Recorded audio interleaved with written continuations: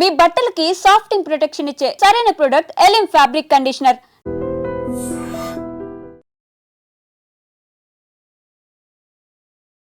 ఒడిశా భువనేశ్వర్లో గవర్నమెంట్కి సంబంధించిన ఆఫీసర్ ఇంట్లో రైడ్ అయితే జరిగింది. అది నిన్న జరిగినటువంటి పరిస్థితి.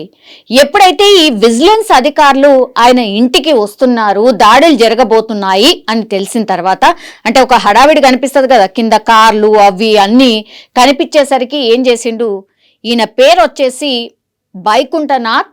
ఈయన రాష్ట్ర గ్రామీణాభివృద్ధి శాఖలో ఈ రోడ్లకు సంబంధించిన ఇంజనీర్లు ఉంటారు కదా, సో ఆ శాఖలో పనిచేస్తున్నటువంటి పరిస్థితి, గవర్నమెంట్ ఎంప్లాయీ. సో ఒక్కసారిగా ఆయన ఇంటి కింద కార్లు కనబడ్డాయి, ఆఫీసర్లు ఎవరో వచ్చిండ్రు, డెఫినెట్లీ ఏదో జరగబోతోంది అనుకున్నాడో ఏమో తెలియదు. కానీ ఆ ఇంట్లో ఏదైతే క్యాష్ ఉంటుందో, ఆయన ఇంట్లో ఏదైతే క్యాష్ ఉంటుందో వాటన్నిటిని కూడా కిటికీల నుంచి విసరడం స్టార్ట్ చేసిండు. అది కూడా పూర్తిగా 500 రూపాయల నోట్లు ఆ కిటికీల నుంచి బయటకి విసిరేసే ప్రయత్నం అయితే జరిగింది. అంటే వీళ్ళు ఆఫీసర్స్ వచ్చిండ్రు, ఏదో హడావిడి జరుగుతుంది అని తెలిసిందో ఏమో తెలియదు. కానీ చుట్టుపక్కల వాళ్ళు ఆ కార్లను అదంతా కూడా చూసి ఏదో జరగబోతోంది, ఎందుకంటే ఇందులో ఆఫీసర్ ఉంటాడు, ఏదో జరుగుతోంది అనుకున్నారో ఏంటో తెలియదు. కానీ ఒక్కసారిగా ఆ కిటికీల నుంచి ఈ క్యాష్ చల్లుతున్నటువంటి విజువల్ ఏవైతే ఉన్నాయో ఇప్పుడు పూర్తిగా వైరల్గా మారిపోయినటువంటి పరిస్థితి. ఇది ఒకటి. తీరా చూస్తే ఈయన రాష్ట్ర అంటే గ్రామీణాభివృద్ధి, గ్రామాల్లో ఇక రోడ్లు వేసే కార్యక్రమం, దాంట్లో ఎవరైతే ఈ చీఫ్ ఇంజనీర్ ప్లానింగ్ అదంతా చేస్తారు కదా, సో ఆ ఆఫీసుల్లో ఆ సెక్షన్లో పనిచేసే ఆఫీసర్.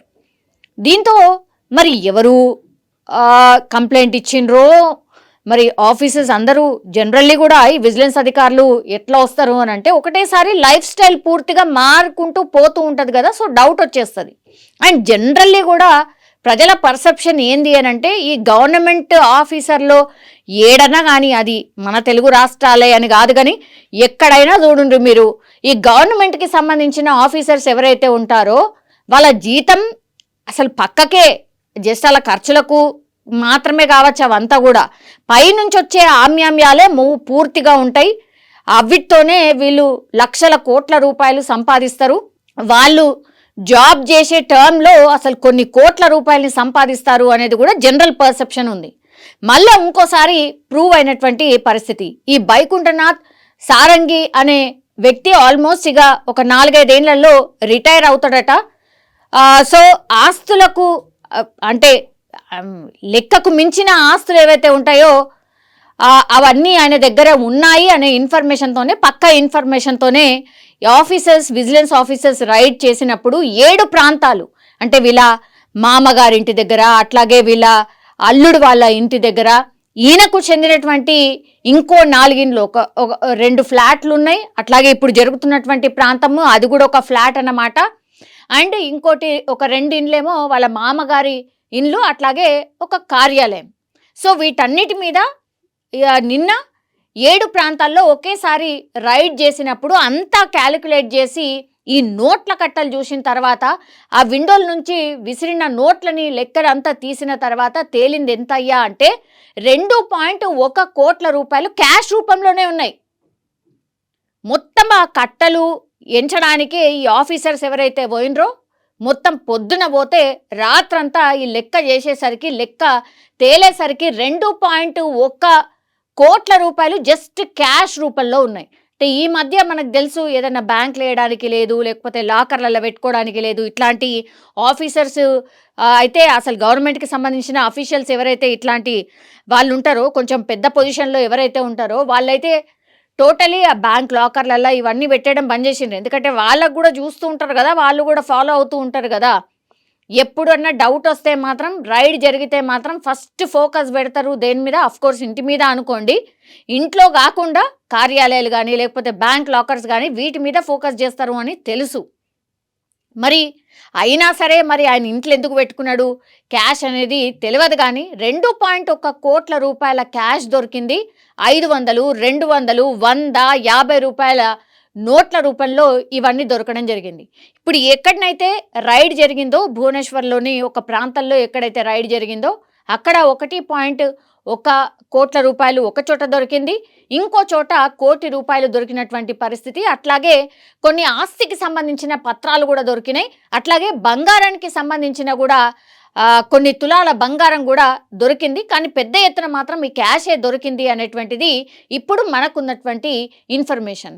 సో ఒక్కసారిగా ఈ నోట్ల కట్టలు చూసిన ఈ ఆఫీసర్లు ఎవరైతే రైడ్కి పోయినరో వాళ్ళే అసలు షాక్ అయిపోయినటువంటి పరిస్థితి. అసలు వెతికినా కొద్దిగా ఈ బెడ్ల కింద, లేకపోతే ఈ డబ్బాలల్లా, అండ్ ఇంకోటి ఏంటంటే ఇప్పుడు ఎక్కడి నుంచి అయితే విసురుతున్నాడో అది పూర్తిగా పైన సజ్జలాగుంటుంది కదా, దానిపైన దాచినాయి. ఇట్లా ఎక్కడెక్కడైతే దాచిండో కొన్నైనా తగ్గుతాయి అనుకున్నాడా, మరి అన్ని కిందకే విసిరేస్తాం అనుకున్నాడా, కింద విసిరేస్తే వేరేళ్ళు తీసుకుపోతారన్న ఆ సెన్స్ కూడా లేకుండా పోయిందా, లేకపోతే తీవ్రత తగ్గుతుంది అనుకున్నాడా, ఏమనుకున్నాడో తెలియదు. కానీ మొత్తం ₹500 నోట్లను అంతా కింద విసరడం స్టార్ట్ చేసిండు.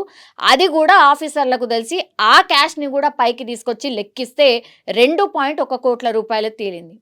సో ఇంత పెద్ద అవినీతి తిమింగలం బయటపడ్డం, నోట్ల కట్టలు చూడడంతో పూర్తిగా ఈ ఒడిశాకి సంబంధించినలే కాదు, పూర్తిగా ఇప్పుడు మన దేశవ్యాప్తంగా కూడా ఈ న్యూస్ వైరల్గా మారిపోయినటువంటి పరిస్థితి.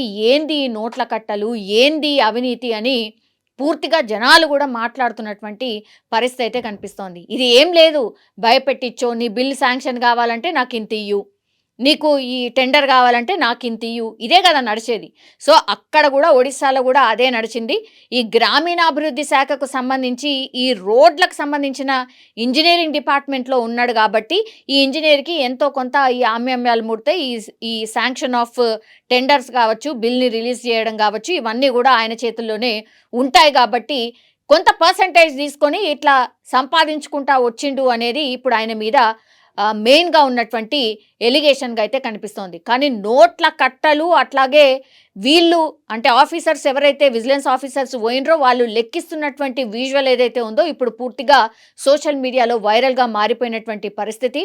అట్లాగే చాలామంది కామెంట్ చేస్తున్నారు, ఇదంతా మన సొమ్మే ఇప్పుడు ఆయన దోచుకొని ఆయన కాడ పెట్టుకున్నాడు.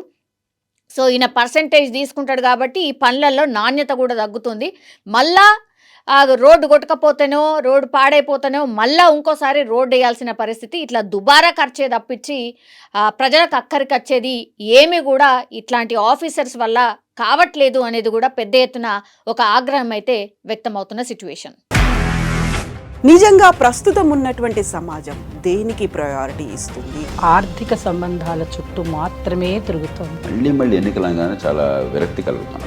మంచి అనిపిస్తుంది కదా, లేడీస్ కూడా ఛాలెంజింగ్ జాబ్స్ చేసినప్పుడు చాలా బాగుంటది. ట్రాఫిక్ అసిస్టెంట్స్ గా నియమించిన ట్రాన్స్జెండర్స్ అందరితో సాల్యూట్ చేయించుకుంటున్నారు. ఫుడ్ డెలివరీ ఇవ్వటానికి వెళ్ళినటువంటి డెలివరీ బాయ్ అనిల్ పై కళ్ళ ముందు పెళ్ళండి కొట్టి